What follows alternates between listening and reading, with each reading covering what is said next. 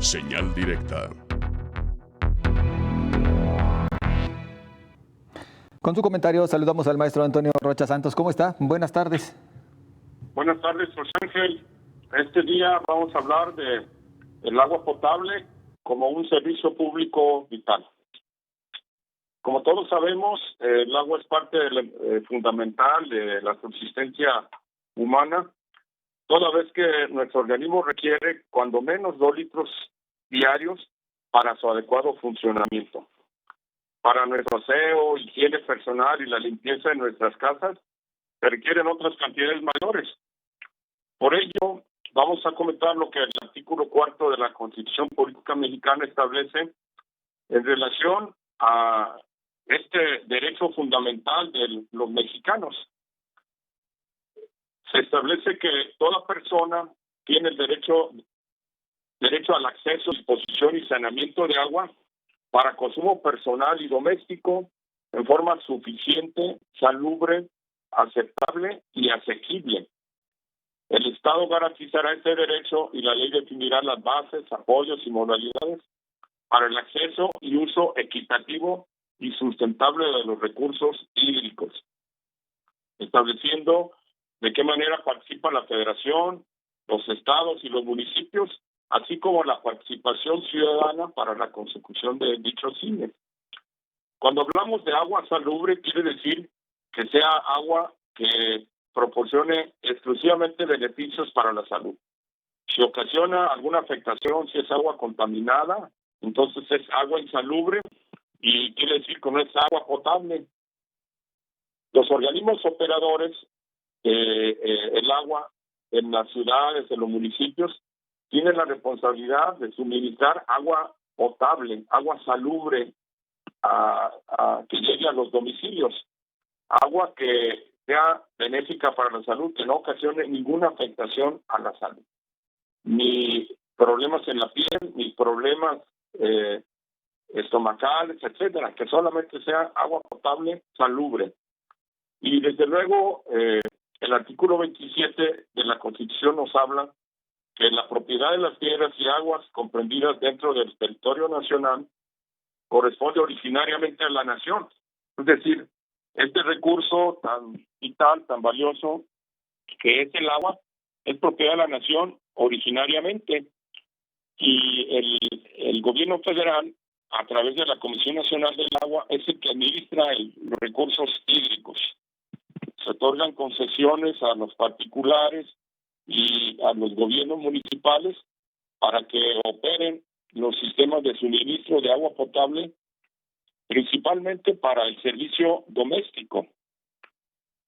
Y desde luego, este artículo 27 establece que la nación tiene el derecho de administrar el aprovechamiento de los recursos naturales que existen en nuestro país para que contribuir al mejoramiento de las condiciones de vida de la población, y que tiene la facultad para dictar medidas para ordenar los asentamientos humanos y desde luego para el adecuado aprovechamiento de las aguas y bosques. Por otra parte, el artículo 115 de la Constitución establece que los municipios tienen a su cargo los servicios públicos de agua potable, drenaje, alcantarillado, tratamiento y disposición de sus aguas residuales.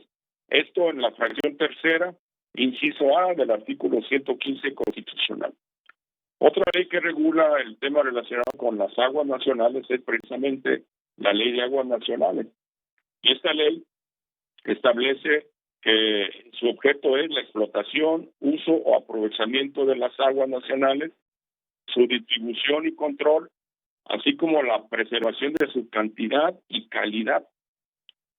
Esta Ley de Aguas Nacionales es el ordenamiento reglamentario del artículo 27 constitucional que regula la distribución y control del agua y designa a la Comisión Nacional del Agua como el órgano responsable de ejercer la autoridad de administración del agua a nombre del gobierno federal. Hay otras leyes secundarias, pero la Ley de Aguas Nacionales, por ejemplo, establece que los sistemas de agua potable y alcantarillado son el conjunto de obras y acciones que permiten la prestación de servicios públicos de agua potable y alcantarillado, incluyendo el saneamiento. Y el artículo 13 bis de la Ley de Aguas Nacionales establece que existen organismos prestadores de los servicios de agua potable y saneamiento, como el caso de los municipios. En la zona metropolitana de Guadalajara, inicialmente existían concesiones a favor de los municipios metropolitanos. Sin embargo, a través de un acuerdo, de un convenio, este servicio en la zona metropolitana lo presta el Sistema Intermunicipal de Agua Potable y Alcantarillado, que todos conocemos como SIAPA.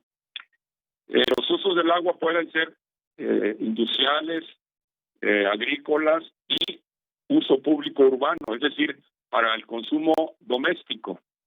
Por eso el artículo 44 de la Ley de Aguas Nacionales nos dice que los organismos estatales o municipales de agua potable y alcantarillado pueden administrar y suministrar este servicio público mediante una asignación que otorgue la Comisión Nacional del Agua. La Organización Mundial de la Salud establece que la calidad adecuada de agua para uso o consumo humano debe de reunir los requisitos que señalan las normas técnicas establecidas en cada país, y en caso de que no existan en cada país normas técnicas, entonces serían las normas que emitan los organismos internacionales.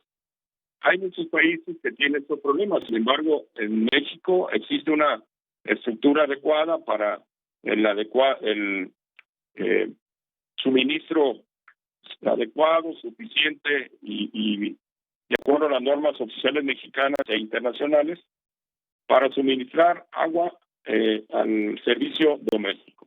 En la mayoría de las áreas urbanas, el agua se trata en instalaciones de tratamiento, es decir, en tanques de almacenamiento, en plantas de bombeo, antes de enviarla a los consumidores por las redes municipales o por las redes domésticas.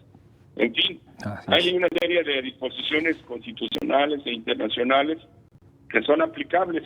Lo que sí es muy importante señalar es que hay una norma oficial mexicana, que es la 127, emitida por la Secretaría de Salud, que establece cuáles son los lineamientos que debe reunir esta, qué calidad debe tener el agua para suministrarla a las casas, a las viviendas, es decir, el servicio de uso urbano del agua.